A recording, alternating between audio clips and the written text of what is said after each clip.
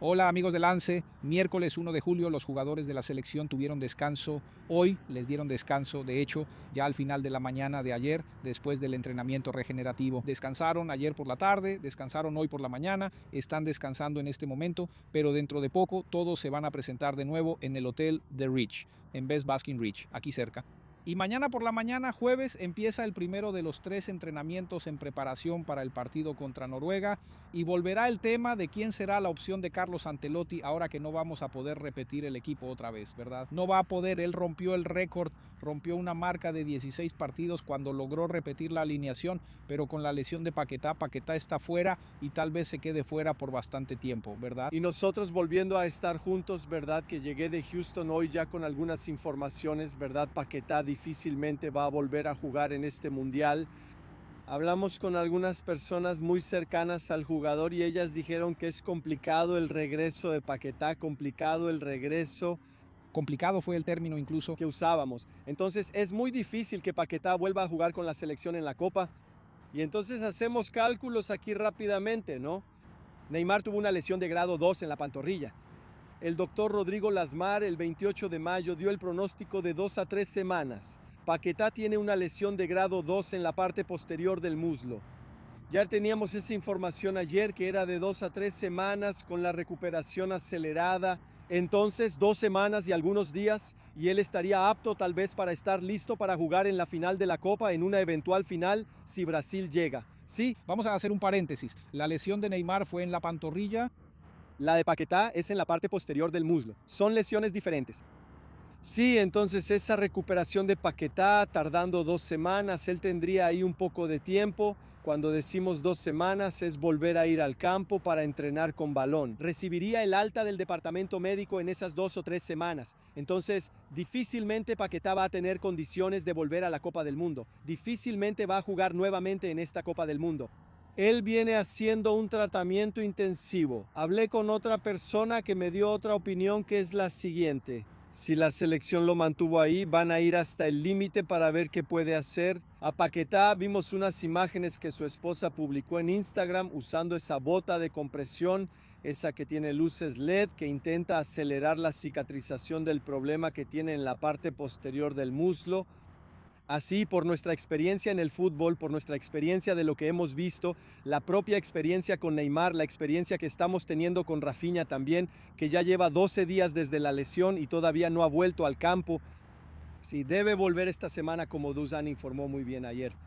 Debe volver antes de que termine esta semana Volver a entrenar con balón. a entrenar con balón. No estaría apto, por ejemplo, para el partido contra Noruega ahora, pero si Brasil pasa a unos eventuales cuartos de final, ¿verdad? Inglaterra sigue en la pelea, incluso hoy le ganó de remontada a la República Democrática del Congo.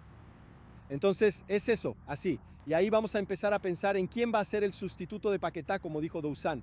Tenemos 3 entrenamientos, empieza mañana, esa es la preparación del equipo. El sustituto natural sería Danilo Santos. El jugador del Botafogo, características parecidas, llega al ataque, hace goles.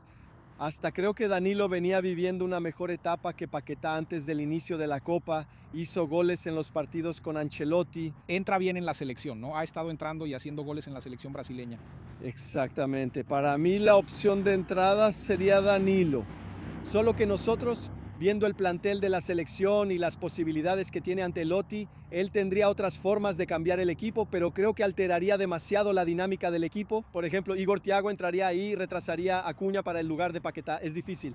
Mateus Cunha ha sido una pieza muy importante en este equipo, en esta selección brasileña. Ya tiene 3 goles en la Copa del Mundo y viene jugando bien en esa posición. Parece que funcionó mejor en la posición en la que está jugando ahora. Exactamente.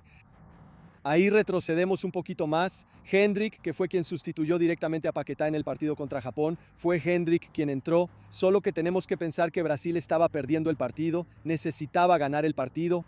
Entonces Brasil abrió un poco su mediocampo ahí poniendo a Hendrik más cerca del área. La intención de Ancelotti era justamente que Hendrik jalara un poco esa marca y que Vinicius tuviera un poco más de libertad por la izquierda, que fue lo que pasó. Empezamos a ver las jugadas de Vinicius entrando un poco más ahí con la entrada de Hendrik en el juego y entonces pensé en una idea de que tal vez Fabinho para reforzar el mediocampo contra el equipo de Noruega, que es un equipo más fuerte físicamente. No es la característica de Ancelotti poner a Fabinho. Entonces, analizando todas esas situaciones de posibilidades de la selección, vemos a Danilo Santos con cierta ventaja para ser el titular. Neymar tal vez podría entrar, esta selección no. Ancelotti deja muy claro que Neymar es un tipo para jugar más cerca del área, probablemente sustituyendo a Mateus Cunha en una eventual necesidad. Entonces, no sé si Douzan está de acuerdo conmigo, pero creo que Danilo Santos debe ser el titular de este equipo contra Noruega el próximo domingo, aquí mismo en Nueva Jersey, aquí cerca de donde ya estamos. Hasta bromeamos con que esta es nuestra casa, Morristown. Tenemos un vecino que nos acompaña aquí, que es la Ardillita. Todos los días en la mañana está aquí. Estamos cerca de su madriguera. Todavía no ha salido por aquí. No sé si Douzan está de acuerdo, pero Danilo Santos está por delante en esta formación del equipo para el partido contra Noruega. Iba a decir que para mí sería una sorpresa si no fuera Danilo Santos. Pero Carlos Ancelotti ya ha provocado muchas sorpresas, al menos en la prensa, en estos partidos de la Copa del Mundo. Pero creo que sí es el reemplazo natural. Es porque Ancelotti en su lista de convocados eligió jugadores con características muy similares justamente para momentos como este, ¿verdad? Yanaka dice que podría ser Fabinho. Fabinho es el suplente inmediato de Casemiro y el propio Casemiro fue quien volvió a convocar a Fabinho el año pasado cuando le preguntaron en la fecha FIFA allá en Asia. Le preguntó a Casemiro quién sería el jugador más parecido a ti. Él dijo Fabinho. Después Fabinho fue convocado. Entonces creo que Danilo Santos sería el cambio más cercano a Paquetá y personalmente creo que está viviendo un mejor momento, incluso vivía un mejor momento antes de la Copa del Mundo que el propio Paquetá. Estaba haciendo goles en el Botafogo, estaba haciendo goles en la propia selección brasileña. Entonces creo que si es para no cambiar la característica del equipo, creo que Danilo Santos es el más adecuado y como dijo Yanaka, no creo que Neymar sea una opción. Primero porque Ancelotti considera que es un jugador más ofensivo, segundo porque Neymar perdería poder de marca. Neymar no tiene el mismo poder de marca que Paquetá y mucho menos el mismo poder de marca que Danilo Santos. Bueno, la selección brasileña vuelve a entrenar este jueves. La CBF aún no ha informado la programación, pero por lo que todo indica será la misma programación de siempre, con entrenamiento al final de la mañana, sobre todo porque el partido del próximo domingo a las 16 horas aquí en Nueva Jersey, 17 horas en Brasil, es el mismo horario que fue en el debut. CBF, la selección tuvo esta misma programación durante todo el periodo previo. En algún momento llegaron a entrenar al final de la tarde, pero vieron que no era una buena opción, tal vez por el propio calor y todo eso. Entonces sí, la selección debe entrenar en la mañana de este jueves. Rafinha, también podemos hablar un poco de Rafinha. Rafinha tiene la expectativa de volver a entrenar con balón, como dijo Yanaka esta semana, tal vez ya este jueves. Sí, él todavía se está recuperando de una lesión. Sí, como también dijo Yanaka, regresar a los entrenamientos con balón no significa estar apto para jugar. Vale recordar que con Neymar también tomó unos días. Tardó, si no me equivoco, una semana para que Neymar volviera a pensar en ser convocado, en trabajar más junto con el grupo. En realidad, él vuelve al campo, empieza a hacer algunos movimientos de cambio de dirección, algunos piques y poco a poco va siendo introducido al resto del trabajo con el grupo y entonces vuelve a ser convocado. Creo que es muy difícil que Rafinha sea convocado para este partido contra Noruega. Un jugador del que no hablamos como opción, pero del que también se ha hablado poco es Martinelli, que entró en el segundo tiempo y marcó el gol de la clasificación contra Japón. Pero tampoco veo a Martinelli. Martinelli entraría más como un jugador de marca. Así Martinelli entró con otro objetivo ahí, que era jugar más centralizado, que ni siquiera es su posición. Él juega más por la izquierda como Vinicius Junior, pero al final funcionó y le fue bien.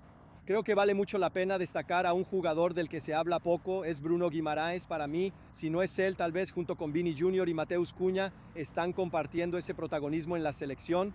Mateus Cunha es uno de los destacados de Brasil en la Copa, es un jugador que sale muy valorizado aquí de Estados Unidos, 4 asistencias en la Copa. Bruno Guimaraes, 4 asistencias en la Copa del Mundo. Para mí es un jugador que se está destacando mucho y ese sí es un jugador que ha sido fundamental para nuestra selección brasileña, ¿verdad? Bueno, dijimos que Brasil va a enfrentar a Noruega, pero ¿enfrentar a Noruega es bueno o es malo? Yo creo que es bueno, es un partido del que mucha gente viene hablando de aquel juego del 98, ¿verdad? Que Brasil perdió, lo perdió. Probablemente la mayoría de los que nos están viendo ni siquiera habían nacido en esa época. Que perdió ahí con el penal que Junior Baiano cometió de manera tonta ahí. Hay una curiosidad sobre ese equipo de Noruega, ¿no? 3 hijos de 3 jugadores que jugaron la Copa del 94 están en ese equipo. Sí, Torge, Torres, Bedic, Haaland y hay otro cuyo nombre no recuerdo ahora, pero en fin, está esa curiosidad, ya hay algunas bromas al respecto. Si en aquella época Brasil no ganaba con los 3 herederos que están acostumbrados a jugar, no va a perder si ya perdió en el 98.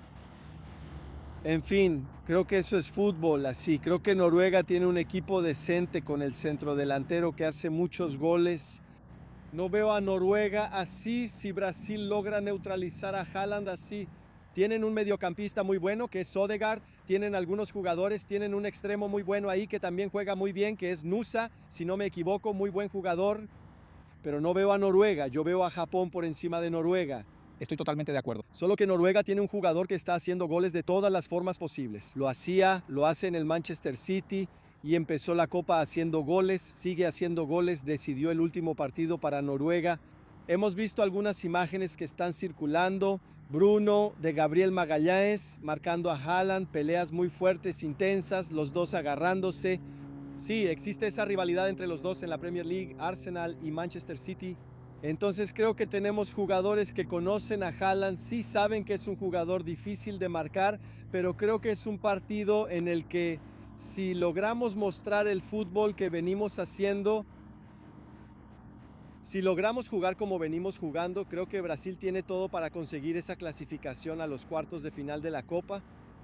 Recordando que será un duelo contra una selección europea a la que Brasil no vence en fase de eliminación directa desde el Mundial de 2002.